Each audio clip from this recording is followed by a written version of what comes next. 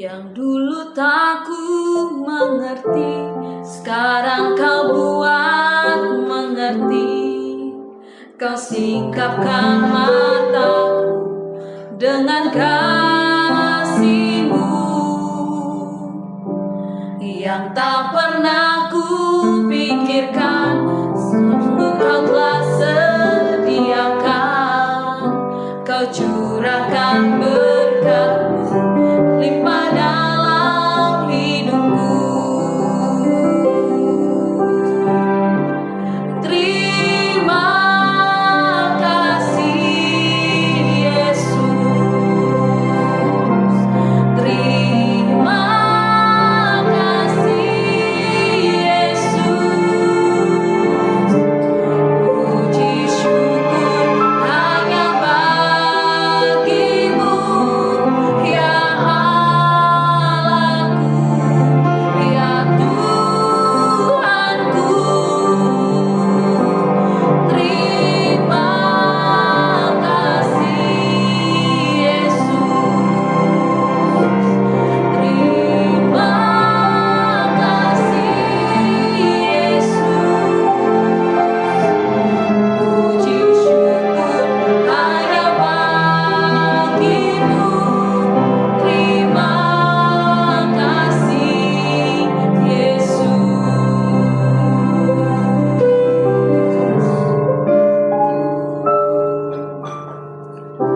Yang dulu tak ku mengerti, sekarang kau buat mengerti.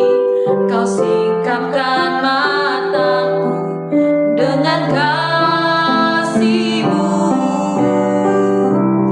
yang tak pernah ku pikirkan. Sungguh kau telah sediakan, kau curahkan berkat-Mu limpah dalam hidupku. Terima kasih Yesus, terima kasih Yesus. Puji syukur hanya bagi-Mu, ya Allahku, ya Tuhanku. Terima kasih Yesus, terima kasih Yesus. Puji syukur hanya puji syukur bagi-Mu, hanya bagi-Mu. Puji syukur bagi-Mu, hanya bagi-Mu. Terima kasih Yesus. Terima kasih Tuhan. Firman-Mu berkata, apa yang tidak pernah kami pikirkan, tidak pernah timbul di dalam hati kami, Engkau sediakan bagi orang yang mengasihi Tuhan. Kami tahu itu untuk kami Tuhan. Kami mengasihi Engkau Tuhan Yesus. Terima kasih Bapa, terima kasih. Kami sungguh bersyukur. Kami sungguh bangga memiliki Allah yang ajaib seperti Tuhan. Terima kasih Bapa, terima kasih. Saat ini kami mau tundukkan hati kami mendengarkan firman-Mu Tuhan. Berbicaralah atas setiap kami di dalam nama Yesus. Haleluya. Amin. Shalom Bapak Ibu Saudara yang dikasih Tuhan. Kita berjumpa lagi dalam perenungan intim dengan Allah. Pada hari ini hari Kamis tanggal 30 April 2026. Kita akan mendengarkan dan merenungkan sebagian daripada firman Tuhan yang bertemakan Anda bisa menghadapi hari esok. Pada perenungan hari ini yang berfokus dalam Efesus 2 ayat 11 sampai 22. Pembacaan Alkitab kita 1 tahun ini terdapat di dalam Bilangan pasal 1 sampai pasal 2 dan Wahyu pasal 14. Saya harap Bapak Ibu Saudara-saudari dapat membacanya terlebih dahulu. Ayat emasnya yang hari ini terambil di dalam 1 Korintus 15 ayat 17-20. Saya akan membacakannya dalam 1 Korintus 15 ayat 17, demikian firman Tuhan. Dan jika Kristus tidak dibangkitkan, maka sia-sialah kepercayaan kamu dan kamu masih hidup dalam dosamu. Setiap manusia hidup dengan satu pertanyaan yang sering tersembunyi di dalam hati. Apakah saya sanggup menghadapi hari esok? Hari ini mungkin masih bisa kita jalani dengan kekuatan yang kita miliki. Kita masih bisa bekerja, masih bisa tersenyum, masih bisa menjalani rutinitas kehidupan. Namun ketika kita memikirkan hari esok, seringkali muncul berbagai kekhawatiran. Kita tahu bahwa hidup tidak selalu berjalan sesuai dengan harapan. Esok hari bisa membawa kesedihan, kehilangan penyakit, kekecewaan, bahkan ketakutan yang tidak pernah kita bayangkan sebelumnya. Banyak orang mencoba menghadapi masa depan dengan berbagai cara, dengan kekuatan diri, dengan perencanaan yang matang, dengan kekayaan, atau dengan keamanan yang dibangun oleh dunia. Namun realitanya, tidak ada manusia yang memiliki kendali penuh atas hari esok. Alkitab bahkan berkata dalam Yakobus 4 ayat 14, sedang kamu tidak tahu apa yang akan terjadi besok. Karena itu tidak heran jika banyak orang hidup dengan kecemasan terhadap masa depan. Mereka bertanya-tanya, apakah hidup saya akan baik-baik saja? Apakah saya sanggup melewati kesulitan yang mungkin datang? Apakah ada harapan di tengah dunia yang penuh ketidakpastian ini? Rasul Paulus memahami pergumulan manusia ini. Ia tahu bahwa tanpa pengharapan yang sejati, mereka tidak akan mampu menghadapi kehidupan yang penuh penderitaan. Itulah sebabnya Paulus menuliskan sesuatu yang sangat penting dalam 1 Korintus 15, yaitu tentang kebangkitan Kristus. Paulus bahkan berkata sesuatu yang sangat tegas, jika Kristus tidak bangkit, maka iman kita sia-sia. Artinya, jika Yesus tidak bangkit dari kematian, maka tidak ada alasan bagi manusia untuk berharap. Tanpa kebangkitan Kristus, manusia tetap berada di bawah kuasa dosa, maut, dan keputusasaan.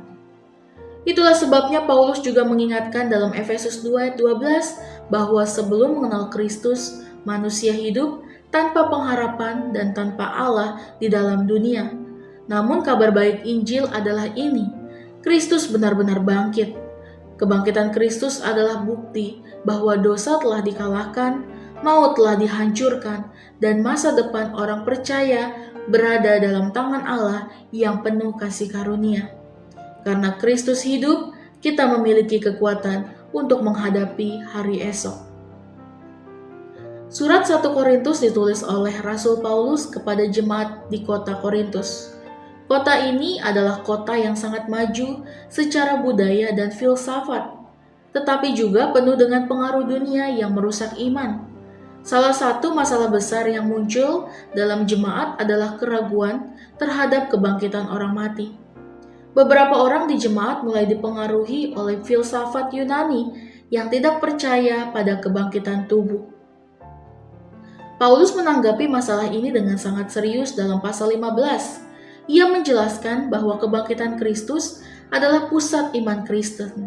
Jika kebangkitan itu tidak benar, maka pemberitaan Injil sia-sia, iman orang percaya sia-sia, manusia masih hidup dalam dosa, tidak ada pengharapan kekal. Namun Paulus menegaskan dengan penuh keyakinan, tetapi yang benar ialah bahwa Kristus telah dibangkitkan. Kebangkitan Kristus menjadi dasar pengharapan bagi semua orang percaya. Menurut 1 Korintus 15 ayat 17-20, kemampuan kita menghadapi hari esok bukan berasal dari kekuatan kita, tetapi dari kebangkitan Kristus. Jika Kristus bangkit, maka dosa telah dikalahkan. Maut tidak lagi berkuasa. Masa depan orang percaya berada dalam tangan Tuhan. Karena itu orang percaya memiliki pengharapan yang tidak dimiliki dunia. Roma 8 ayat 11 berkata, Roh Dia yang telah membangkitkan Yesus dari antara orang mati akan menghidupkan juga tubuhmu yang fana. Manusia pada dasarnya lemah, Kita tidak mampu mengendalikan masa depan, tidak mampu mengalahkan dosa dengan kekuatan sendiri, dan tidak mampu menghadapi kematian tanpa pertolongan Tuhan. Namun kasih karunia Allah bekerja justru di dalam kelemahan manusia. 2 Korintus 12 ayat 9 berkata, "Cukuplah kasih karuniaku bagimu, sebab justru dalam kelemahanlah kuasaku menjadi sempurna." Kasih karunia Tuhan memberi kita pengampunan dosa, kekuatan dalam penderitaan, pengharapan untuk masa depan. Refleksi kita pada hari ini, setiap hari kita berjalan menuju masa depan yang tidak kita ketahui. Dunia mungkin penuh dengan ketidakpastian, kesedihan, dan penderitaan. Namun orang percaya memiliki satu pengharapan yang tidak tergoncangkan. Kristus telah bangkit. Karena Kristus hidup, maka dosa telah dikalahkan. Mau tidak memiliki kemenangan terakhir, masa depan kita ada dalam tangan Tuhan. Kasih karunia Tuhan cukup untuk setiap kelemahan kita. Karena itu, kita tidak perlu takut menghadapi hari esok. Kita dapat melangkah dengan iman, dengan pengharapan, dan dengan keyakinan bahwa Tuhan yang telah menyelamatkan kita juga akan memimpin kita sampai akhir. Bersama Kristus yang bangkit, kita dapat menghadapi hari esok. Amin. Mari kita sama-sama berdoa. Bapa yang baik, terima kasih Tuhan Yesus untuk kebangkitan-Mu bagi setiap kami ya Bapa. Kami dapat melangkah dengan iman kami ya Bapa. Kami mempunyai pengharapan yang luar biasa ya Bapa di dalam Engkau. Dan kami yakin bahwa Engkau telah menyelamatkan kami dari maut ya Bapa. Terima kasih Tuhan Yesus. Pengorbanan-Mu sungguh luar biasa bagi setiap kami ya Bapa. Biarlah hidup kami selalu di dalam Engkau ya Bapa. Kami menyerahkan seluruh hidup kami dalam tangan-Mu, biar kehendak-Mu yang jadi bagi setiap kami. Terima kasih Tuhan Yesus, dalam nama Tuhan Yesus, haleluya, amin. Salam sejahtera bagi kita semua, shalom.